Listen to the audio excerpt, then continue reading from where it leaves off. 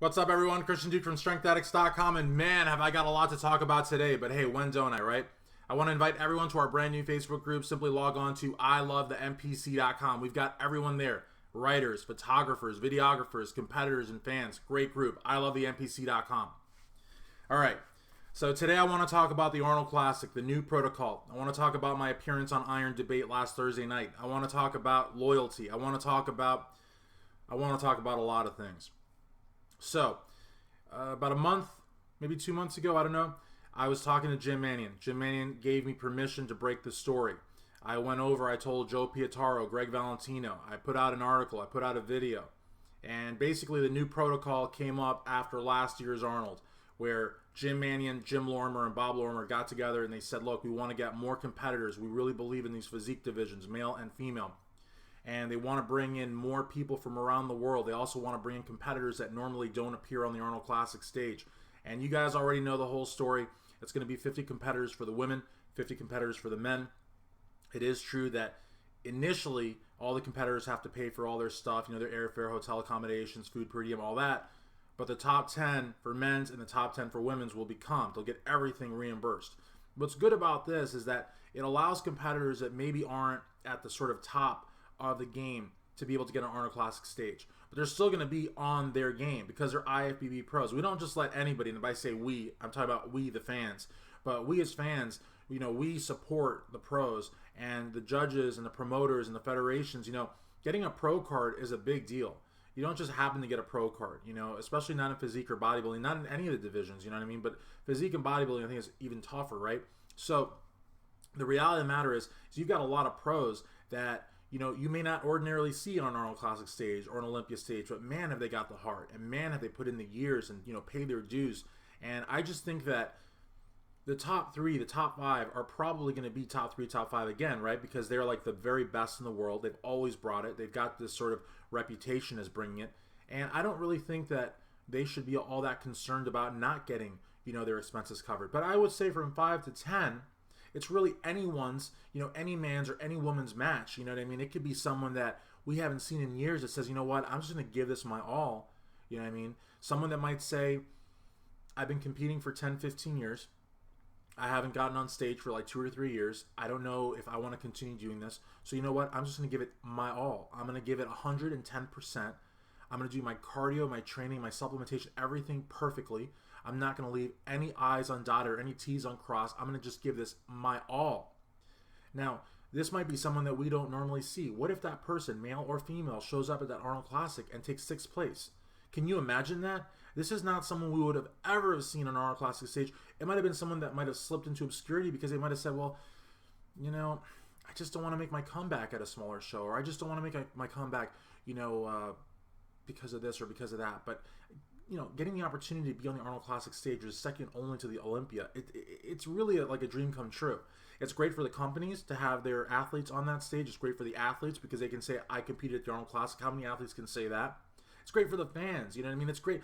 I'm a huge fan of women's physique. I love Juliana. I love Tyce. You know what I mean? But the reality of the matter is I would love to see someone different, in that mix, whether it's in the top 6 or the top 10, but just a different name. I just think that's awesome. I think it adds a whole level of interest, a whole level of appeal to the fans, and it certainly lights a fire under the athletes. And it also lights a fire under the top 5 athletes in the world because they're like, well, we're used to seeing, more or less the same 10 to 16 people every year.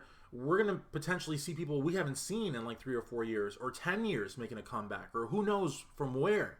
So I just think it's just a really, really cool thing. Now, when I went on Iron Debate, one of the things you may not be aware of, I lost my cool a couple times. I'm not proud of that, but you have to understand, in hindsight, I came to find out that the person that I was basically debating was stoned on marijuana. If you go on YouTube to the actual release page of that Iron Debate episode, there's people asking him if he's on speed.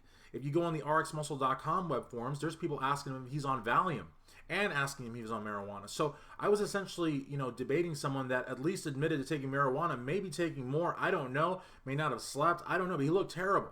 And he was just incoherent and rambling and very disrespectful of Jim Mannion. Very disrespectful. Again, and you can watch the video. I'm not going to go into that. But, Romano and Palumbo, they basically said what they believe. They believe that this new policy is a money grab, that they believe that it's disrespectful to the former champions. Essentially, they have always been, if you don't want to call it anti-IFBB, if you don't want to call it anti-NPC, if you don't want to call it anti-establishment, then don't label it anything. But they've always been what they've always been. To say that it's a money grab, I don't think people understand how much money is actually made at the Arnold Classic and Olympia Expos. I don't think people understand how much money Weider AMI loses by giving athletes free seats, essentially. I don't think people understand just how much these federations care, how much these promoters care about the fans. I mean, of course, it's so unpopular. I'm a kiss ass and this and that for saying it. I'm not. I'm a pragmatist. If anything else, I'm a pragmatist. You know what I mean? I look at things rationally. And I'm telling you that the promoters are being vilified by people like Dave Palumbo and John Romano because they're speaking largely to an ill-informed audience, to a largely impressionable audience, to an audience that is susceptible to basically any of their whims. And the reality of the matter is that this is not a money grab. Okay, the money to be made is at selling tickets and the expo. It's not made off of the backs of the athletes. Of course, that's a popular sort of perception for people like Dave Palumbo and John Romano to sort of perpetuate, and there's never any shortage of ill-informed fans to eat it up, but it's just not the truth. It's not the case. It's not the truth. I think this is good for the athletes. I think that the Arnold Classic has always sort of marched to the beat of its own drum. It's never cared about the point system. It's never cared about qualifications. It's always done its own invitation system. And nobody ever questioned it before because it was always uber successful, second only in prestige to the Mr. Olympia. And again, it's been running strong under Jim Lorimer forever. So again, people generally don't like change. But, change is a good thing sometimes, And since the Arnold Classic has never had a flop year, they've never had an issue of filling seats, they've never had an issue of companies doing whatever it takes to get a booth, then I think they'll be okay. I think you should have a little bit of faith in Jim Lorimer and Bob Lorimer and, of course, Jim Manion. I'm not at all surprised at the arguments that were made by Palumbo and Romano. Not at all. But, it's just one of those things, I think it sort of takes us back to the whole loyalty thing. And by the way, if you are loyal to the NPC and IFBB, I would love for you to join our small little private group simply by logging on to ILoveTheNPC.com.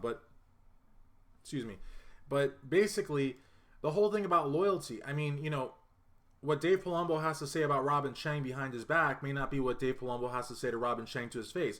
What John Romano may have said to Jim Manion, privately, oh, I apologize, I'm sorry, I was misguided or whatever, may not be what John Romano really feels. I think when John Romano is stoned off his ass and I make it aware to him that I'm texting Jim Manion and he says, tell him I said hi, and everybody in that studio erupts into laughter, that to me is the real John Romano. The John Romano that doesn't care about Jim Manion being the president of the NPC, doesn't care about Jim Manion being the president of the IFBB Pro League, doesn't care about the fact that Jim Manion accepted his apology thinking that John Romano is being sincere. It doesn't, the thing about it is that there's loyalty and then there's hypocrisy. And I think that in Iron Debate, I was able to prove, according, Matt Maynard from ProjectBodybuilding.com seems to agree, and so do so many other people, that I was able to prove that John Romano is a two-face, and that John Romano cannot be taken seriously for anything that he says. And so the reality of it is that, stoned off his ass, he showed just about how much respect he had for Jim Manion, and how much respect that studio audience or studio staff had for Jim Manion. Because, I'll tell you something, I wasn't laughing. But I could tell you one thing, everybody in that studio sure was. So the reality of the matter is that it's about loyalty and it's about having trust. I have loyalty to the NPC and the IFBB, loyalty to Jim Manion. I have loyalty to the Lorimers. I have loyalty to Robin Chang because I know that they put out great events. So people out there that are just, oh my God, this is the end of the Arnold Classic, you're out of your mind. If anything, this is a rebirth. It's a renaissance. Some of the athletes maybe don't quite get it, especially the athletes that are on top, because maybe the idea of them having to pay their own way, they don't like it. But you know what? They've had some great placings over the years, and there's nothing to say they're not going to have a great placing next year. But it's also good for the athletes that don't normally get invited. It's good for the athletes that have never stepped foot on the Arnold Classic stage. And we have to sort of spread the wealth here a little bit, and not just the wealth, but we have to spread the spread the opportunity, because the reality is we have some great IFBB pros out there that for whatever reason haven't decided to compete. Now they have the opportunity to get on the second best stage in the world. And please don't think that that's a bad thing. Mr. Olympia is king. It's a Super Bowl of our sport. But I'll tell you something, the Arnold Classic is a very, very close second, and there's no third in my book. In my book, there's no third. Some people say, oh, the NOC. No, I don't think so. In my book, the Arnold Classic and the Olympia, they're just in a class all their own. And to tell you the truth, to get on that Arnold Classic stage, it's huge. I mean, it is huge. And, for an athlete to have the opportunity to be one of the 50, and if they really did their homework and really, hunkered down and really gave their prep 110% to be able to advance to that top 10, let me tell you something. You could see people that you've never seen before. I mean, how can you not think that's cool? And of course, there's no way for the Arnold staff to have been able to have paid the way for 50 people in physique and another 50 people for the men and for the women. There's no way.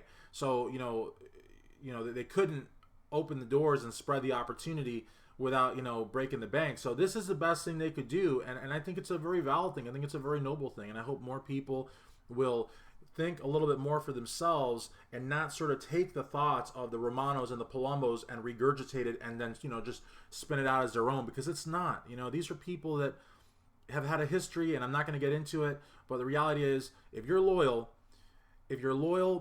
give the Arnold the benefit of the doubt. They've been doing a great show now for over a quarter of a century. Give them the benefit of the doubt. Get out there in just a few months, and I'm telling you, they're going to blow your socks off. I'm telling you that.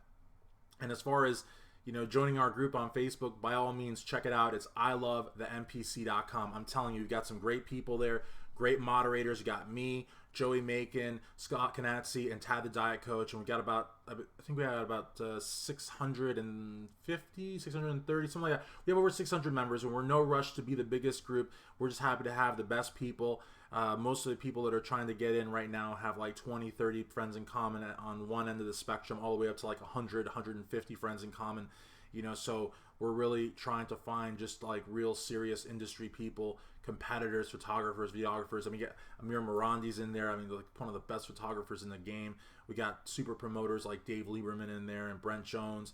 We've got great videographers, great writers. We got Ron Harris in there. I mean, gosh, Ron Harris is like God. You know what I mean? So we've got some really, really good people in there. It's like I said, we're not in any rush to like be like, the biggest group. But we've also had some people that go in there and try to like, from rival federations. I mean, why would you go on a group called ILoveTheNPC.com to trash the NPC and the IB? It's like, that's stupid. Yeah. So again, but unfortunately, there's no shortage of stupid people in the world. And that includes Facebook. In any event, thank you very much for watching. Again, ILoveTheNPC.com, and check out the 2016 Arnold Classic, because it is going to blow your socks off.